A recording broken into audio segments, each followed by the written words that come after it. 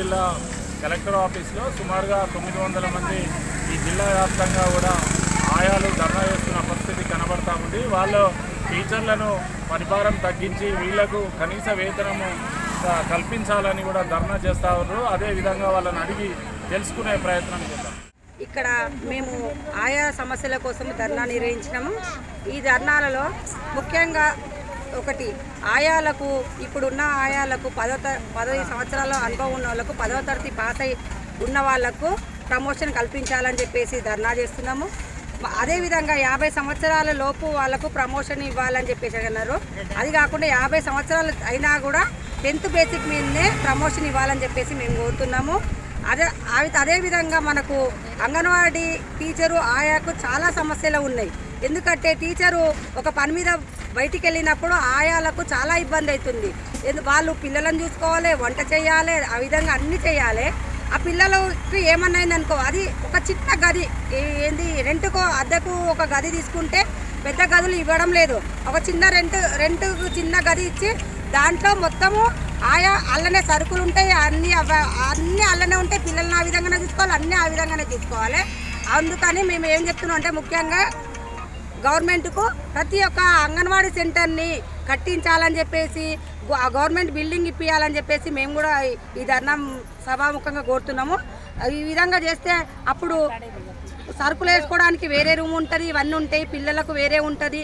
వాళ్ళు కూడా జర ఇబ్బంది ఫీల్గా ఉంటారు. ఒకటే రూమ్లో ఇవన్నీ చేసేసరికి ఒక పిల్లగానికి ఏమవుతుందో మేము వంట చేస్తున్నాము, అదైతే ఇదైతే మళ్ళీ మా టీచర్ వస్తే మమ్మల్ని అంటది, మా టీచర్ వేరే పని మీద పోయింది కదా అని చెప్పేసి చాలామంది ఆయాలకు ఇప్పటిదాకా గొడవలు కూడా అయినాయి. ఈ పద్ధతిని మొత్తం మానుకుంటే బాగుంటుందని మేము తెలియజేస్తున్నాం. మేము గత కొన్ని సంవత్సరాల నుంచి అంగన్వాడీ హెల్పర్స్గా పనిచేస్తున్నాము. ఇప్పుడు ప్రమోషన్ ఇవ్వాలంటే ఇంటర్ అడుగుతున్నారు. మేము ఏదో తరబడి నుంచి చేస్తున్నాము, ఎస్ఎస్సి మీద తీసుకురు మమ్మల్ని. ఇప్పుడు సడన్గా ఇంటర్ మీద ప్రమోషన్ ఇస్తామంటే మేము చేయలేము కదా, మాది 10th ఉంది స్టడీ. ఇప్పుడు ఇన్ని రోజులు అన్ని చేస్తున్నాం కాబట్టి మాకు 10th మీదనే ప్రమోషన్ ఇవ్వాలి. మున్సిపల్ పరిధిలో 10-12 సెంటర్లు ఉంటాయి సార్. ఒక సెంటర్లో ఖాళీగా అక్కడ ఆయా అర్హత లేకుండా పక్క సెంటర్లో ఆయను ప్రమోషన్ చేసి టీచర్గా ప్రమోషన్ ఇవ్వాలి. మాకు ఇంకా చాలా సమస్యలు ఉన్నాయి సార్. మాకు టీచర్లకు కూడా చాలా ఉన్నాయి. టీచర్లు ఎక్కడన్నా మీటింగ్ ఇప్పుడే రా అంటారు. మాకు 10-15 మంది పిల్లలు ఉంటారు సార్. 15 మంది పిల్లలలో ఒక్క పిల్లకి ఏదైనా తల్లిలో వచ్చి మమ్మల్ని ఆడతాయి. అలాంటి గొడవలు టీచర్లు మాకే గొడవలు అవుతున్నాయి. ఈ ప్రభుత్వాలు టీచర్లకు ఎక్కువ పని భారం పెడుతున్నాయి. మాకు వచ్చే టీచర్లకు 13,500 జీతం సార్, మాకు 7,800 జీతము. ఆ జీతం మాకు సరిపోదు. అయినా టీచర్లకు ఇప్పుడే రా బిఎల్ఓ డ్యూటీ, ఇప్పుడే ఇక్కడికి రండి, ఆ మీటింగ్ అక్కడికి రండి, ఈ మీటింగ్ అంటారు. మాకు టీచర్ కాయకు సెంటర్లో గొడవలు అవుతున్నాయి. మున్సిపల్ ఆఫీసులో నుంచి రమ్మంటారు, గ్రామ పంచాయతీ నుంచి రమ్మంటారు. అక్కడ వాళ్ళు సిబ్బంది ఉంటారు కదా సార్, వాళ్ళు ఆ పనులు చేసుకోవచ్చు కదా. మా టీచర్లకు ఎందుకు అప్పచెప్పాలి? వాళ్ళకి అప్పచెప్పడం వల్ల మాకు కూడా పని భారం పెరుగుతుంది సార్. ఒక సెంటర్లో టీచర్ లేకుంటే మేము వంట చేయాలి, తల్లిలోకి పెట్టుకోవాలి, పిల్లలను చూసుకోవాలి. పిల్లలు 10, 15, 18, 20 మంది పిల్లలు వస్తారు సార్. ఆ 20 మంది పిల్లలు 2 పిల్లలు కొట్టుకురాను కదా, తల్లిలో వచ్చి మమ్మల్ని అంటారు. టీచర్లు మమ్మల్ని చూసుకోరని మమ్మల్ని అంటారు. టీచర్లకు మాట వస్తుంది, మాకు మాట వస్తుంది. గత సెంటర్లలో టీచర్ ఆయనకు చాలా గొడవలు అవుతున్నాయి సార్ ఈ విషయాలను బట్టి. కానీ ఇప్పుడు ప్రభుత్వమైనా మమ్మల్ని కనీసం చూసుకోవాలి. మేము కావాలి అని అనుకున్నప్పుడు మాకు దయచేసి ఏదైనా మీరు ఇస్తే మేము చూసుకుంటాం సార్. మాకు టీచర్ కాయకు మాత్రం దయచేసి ఇంత పనిభారం పెట్టకండి. మాకు పిల్లల్ని ప్రీ స్కూల్ నడిపేయమని చెప్తారు. మా పిల్లల్ని ఎప్పుడు చూసుకోవాలి? ఆయమ్మ నువ్వు ఉన్నావు కదా, నువ్వు ఎందుకు దిద్దించావు? టీచర్ లేకుండా నువ్వు దిద్దించాలి కదా మా మేడం వాళ్ళు వచ్చి మమ్మల్ని అంటారు సార్. మేము పిల్లల్ని చూసుకోవాలి, తల్లులకు పెట్టాలి, వంట చేయాలి, వచ్చిన వాళ్ళకు సమాధానం చెప్పాలి. టీచర్ ఉండదు, ఫుడ్ వేసుకున్నా కూడా టీచర్ వెళ్ళిపోతుంది సార్. మేము ఒక్కరమే ఫుడ్ వేసుకోవాలి. కొందరికి వేలుముద్ర సరిగ్గా పడడం లేదు. యాదగిరిగుట్ట సెంటర్లో 2 సెంటర్లకు గొడవలు అవుతున్నాయి సార్ టీచర్స్కి అయితే. మాకు సమస్యలు చాలా ఉన్నాయి సార్. మాకు పుట్టు రావడం కూడా చీకటి అయినందుకు వస్తుంది. ఆ రాత్రి 8-9 గంటలకు వస్తుంది. ఆ టైంలో దించుకోవడం కూడా మాకు ఇబ్బంది అవుతుంది సార్. లైట్స్ ఉంటాయి మా సెంటర్లలో, విపరీతంగా కోతులు ఉంటాయి, చిన్న పిల్లలు ఉంటారు. మా టీచర్స్కి ఎప్పుడు ఏదో ఒక మీటింగులు అవి ఇవన్నీ వేస్తూ ఉంటారు సార్. అయినా మేము పిల్లలు చూసుకుంటాము. ఫుడ్ నైట్ 9 గంటలకు రాని, పొద్దున 5 గంటలకు రాని దించుకుంటాం సార్. మాకు పేరెంట్స్తో గొడవలు, మీ పిల్లలు బయట నిలబడితే మీరేం చేస్తారని ఫుడ్ ఎక్కడో ఒక దగ్గర వేసిపోతారు సార్. బస్సు లోపలికి రాదు. ఒక 2-3 అయిన తర్వాత ఎక్కడ మంచిగా బస్సు సౌకర్యం ఉంటుందో అక్కడనే దింపేసిపోతారు. అక్కడ నుంచి ఇక్కడికి మోసుకొచ్చుకోవాలి. ఆ టైంలో పిల్లలు బయట ఆడితే ఆ పేరెంట్స్ వచ్చి లొల్లి పెడతారు సార్. మళ్ళీ అందులో ఒకటి మాకు 10 సంవత్సరాల నుండి 18 సంవత్సరాల నుండి డ్యూటీ చేస్తున్నాం. అప్పటికి 10th ఉంటే ఏదో రిజర్వేషన్ అని ఆశించే మేము డ్యూటీ చేస్తున్నాం సార్. మేము 10th ఉన్న ఆయాలని ఏ పక్క సెంటర్లో టీచర్ ఖాళీ అయినా కూడా ఈ ఆయాలని మాత్రము 10th మీదనే ప్రమోట్ చేయాలి. మిగతా ఎవరైనా బయట వాళ్ళని వేసుకుంటే వాళ్ళు ఇంటర్లు చేసుకొని డిగ్రీలు చేసుకొని వాళ్ళు పీజీలు చేసుకొని మాకు సంబంధం లేదు సార్. మా ఆయాలని అయితే ఖచ్చితంగా 10th మీదనే మమ్మల్ని డ్యూటీలో జాయిన్ చేసుకోవాలి, టీచర్గా ప్రమోట్ చేయాలి సార్.